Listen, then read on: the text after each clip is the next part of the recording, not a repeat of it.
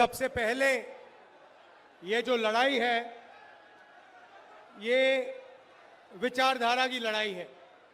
एक तरफ Congress party, India गठबंधन और दूसरी तरफ बीजेपी और आरएसएस। हम कहते हैं कि देश को संविधान के माध्यम से चलाना चाहिए। हम कहते हैं संविधान मजबूत करना चाहिए और बीजेपी और आरएसएस संविधान को खत्म करना चाहते हैं, फाड़ के फेंकना चाहते हैं।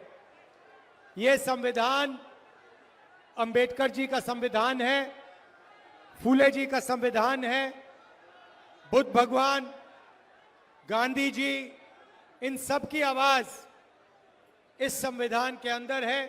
अभी मैंने बिरसा मुंडा जी की फोटो पर फूल चढ़ाए, उनकी भी सोच इस संविधान के अंदर है। और बीजेपी कहती है कि इस संविधान को खत्म कर देना चाहिए और प्रधानमंत्री कहते हैं कि राहुल गांधी लाल कलर का संविधान लिए घूम रहा है। देखिए, इसका कौन सा रंग है उससे हमारी परवाह नहीं है, इसके अंदर क्या लिखा है वो हम बचाना चाहते हैं। नरेंद्र मोदी जी कहते हैं संविधान खाली है। ये देखिए, संविधान खाली नहीं है, संविधान भरा हुआ है। संविधान आपकी आत्मा है, देश की आत्मा है। और हमारे प्रधानमंत्री इसके बारे में कहते हैं कि ये खोखला है, खाली है। ये संविधान क्यों लूटना चाहते हैं? क्योंकि जो आपका है, आपका जो धन है, ये लेना चाहते हैं और अदानी जी जैसे लोगों को ये पकड़ाना चाहते हैं। भाइयों और बहनों, मुझे कहा जाता है कि यहां पर ओबीसी की आबादी है, तो भीड़ में आज पिछड़े वर्ग के लोग होंगे। मैं आपसे सवाल पूछना चाहता हूं, क्या आपको मालूम है हिंदुस्तान में कितने पिछड़े वर्ग के लोग हैं? कोई जानता है? यहां पे हिंदुस्तान की आबादी में पिछड़े वर्ग कितने हैं? कोई बता सकता है मुझे? अच्छा बताओ, दलित कितने हैं हिंदुस्तान में? कितने परसेंट है? कोई नहीं बता सकता। आदिवासी कितने हैं? कोई नहीं बता सकता। पिछड़े कितने हैं? कोई नहीं बता सकता। आपको अपनी ही आबादी नहीं मालूम। अगर आपको अपनी आबादी नहीं मालूम तो फिर आपकी भागीदारी क्या होनी चाहिए, आपको कैसे मालूम होगी? मैं आज आपको बताना चाहता हूं कि हिंदुस्तान में 15% दलित आबादी है, 8% आदिवासी आबादी है और 50% पिछड़ा वर्ग की आबादी है।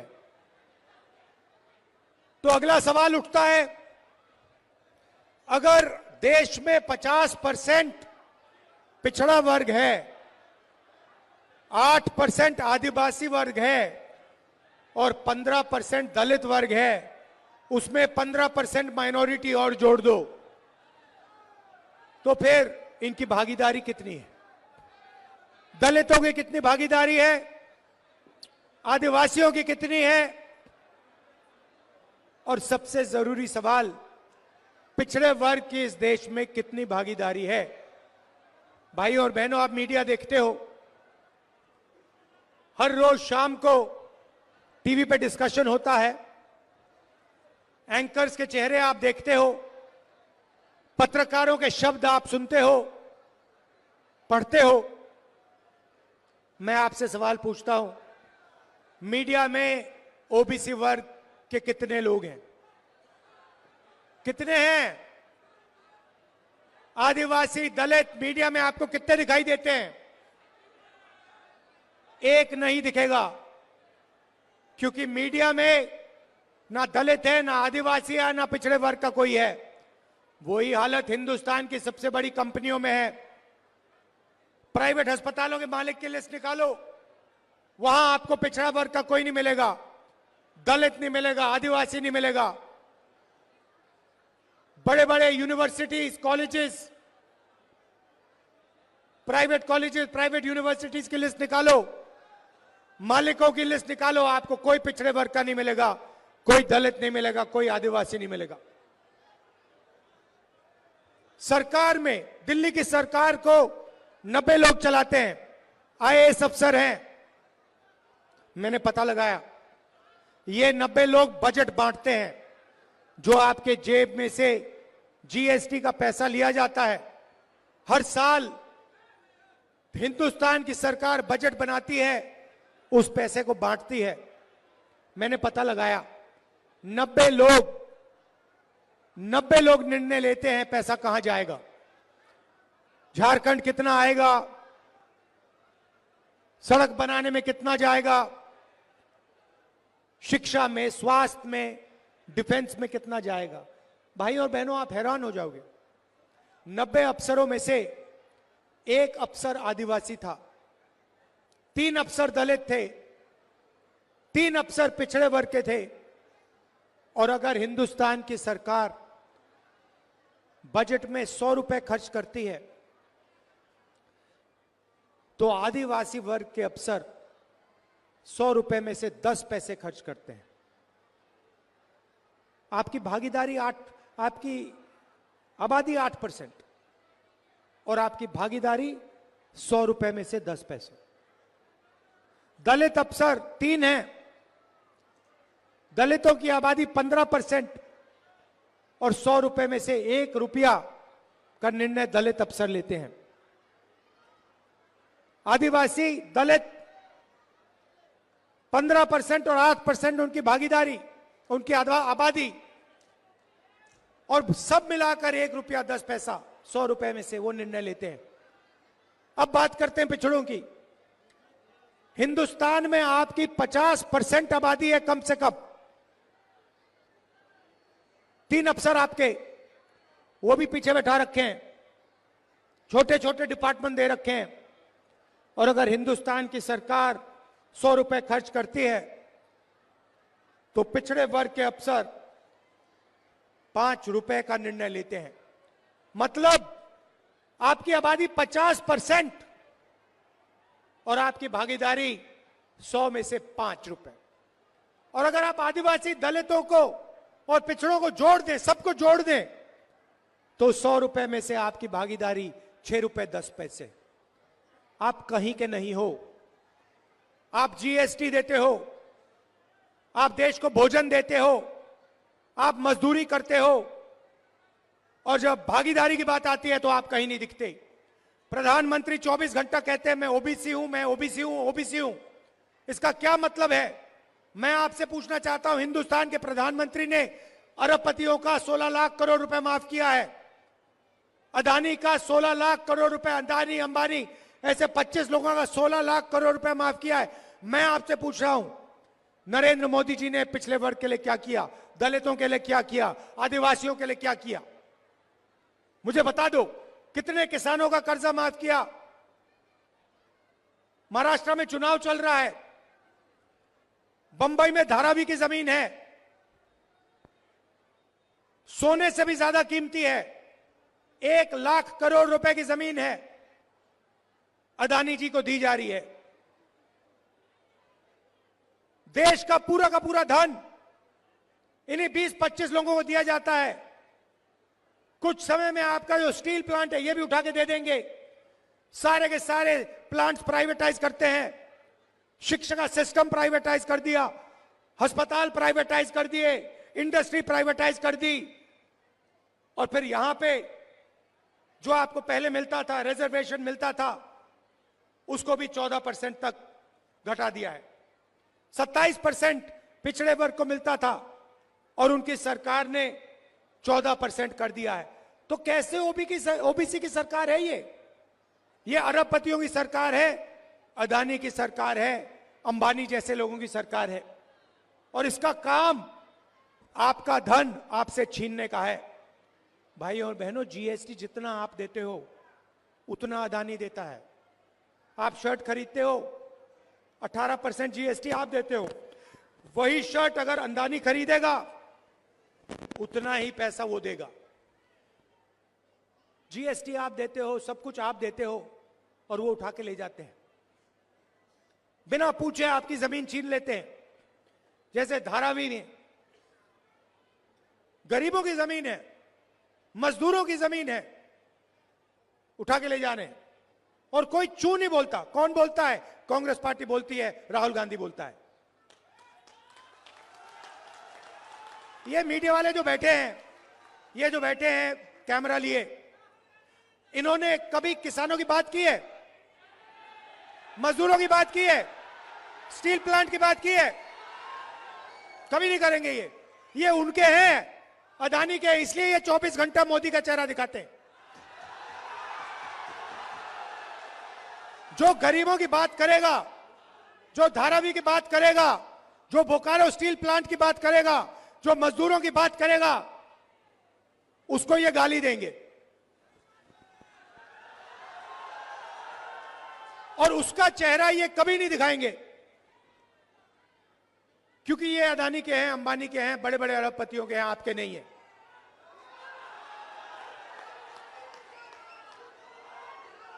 अभी देखिए, अभी मैं आपको दिखाता हूं, बताता हूं, उदाहरण देता हूं। 16 लाख करोड़ रुपए अरबपतियों को नरेंद्र मोदी ने दिया। अब देखना, मैं अब छोटी सी बात कहने जा रहा हूं कि हम हिंदुस्तान, उन्होंने 16 लाख करोड़ रुपए अरबपतियों को दिया। मैं महिलाओं को बैंक अकाउंट में पैसे देने की बात करूंगा अभी 2 मिनट में, और फिर आज शाम को देखना, इसके बारे में मीडिया में कहीं नहीं सुनने को मिलेगा।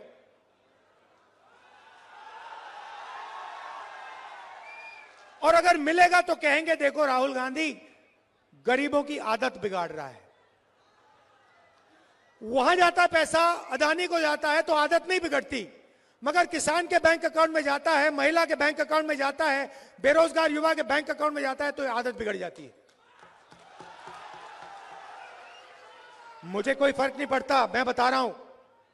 और अभी शुरू किया मैंने काम, अभी छोटा काम किया है। मैं बता रहा हूं, जितना पैसा नरेंद्र मोदी ने अरबपतियों को दिया ना, उतना ही पैसा मैं आपके बैंक अकाउंट में डालने वाला हूं। इस बार दिल्ली की सरकार नहीं आई, दिल्ली की सरकार नहीं आई, नहीं तो पता लग जाता आपको क्या है, कैसे सरकार चलाई जाती है। तो सबसे पहले मैंने आपको पिछड़े वर्ग की बात की, दलितों की बात की, आदिवासियों की बात की। सबसे पहले मैं बताना चाहता हूं, हम यहां पे जाति जनगणना करने जा रहे हैं। दूध का दूध, पानी का पानी हो जाएगा, सबको पता लग जाएगा किसकी कितनी भागीदारी है, कौन से वर्ग के हाथ में क्या है, कितनी जमीन किसके हाथ में है, कितने बिजनेस किसके हाथ में, मीडिया में कितने पिछड़े वर्ग के लोग हैं, दलित कितने, आदिवासी कितने हैं। हम देश की एक्सरे करने जा रहे हैं, और इससे आपको पता लग जाएगा कितनी बेईमानी की जा रही है और आपका कितना धन आपके आंखों के सामने चोरी किया जा रहा है। और यही काम हम झारखंड में करेंगे, जाति जनगणना। दूसरा काम और सबसे बड़ा काम, मैया समान, नाम सुना है?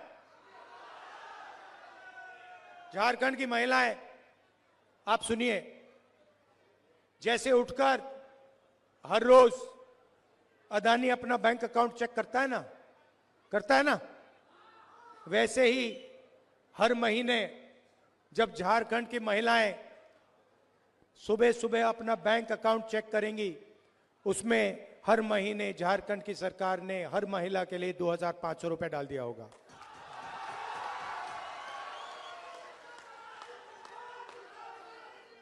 किसी भी महीने पहले तारीख, जनवरी, फरवरी, मार्च, अप्रैल, मई, जून, जुलाई, अगस्त, सितंबर, हर महीने 1 तारीख को खटाखट खटाखट खटाखट खटाखट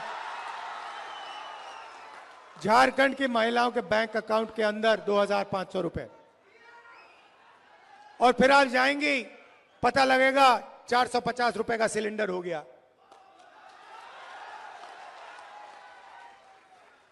एसटी रिजर्वेशन 26% है, उसको हम 28% कर देंगे। एससी रिजर्वेशन 10% है, उसे 12% कर देंगे। और ओबीसी रिजर्वेशन 14% है, उसको हम 27% कर देंगे। और ये जो दीवार बना रखी है 50% रिजर्वेशन वाली, लोकसभा में मैंने कह दिया है, इस दीवार को दिल्ली में हम लोकसभा में तोड़ेंगे और झारखंड में भी तोड़ेंगे। 7 किलो राशन हर गरीब व्यक्ति को हर महीने मिलेगा और 15 लाख रुपए तक का आपको स्वास्थ्य बीमा योजना में मिलेगा।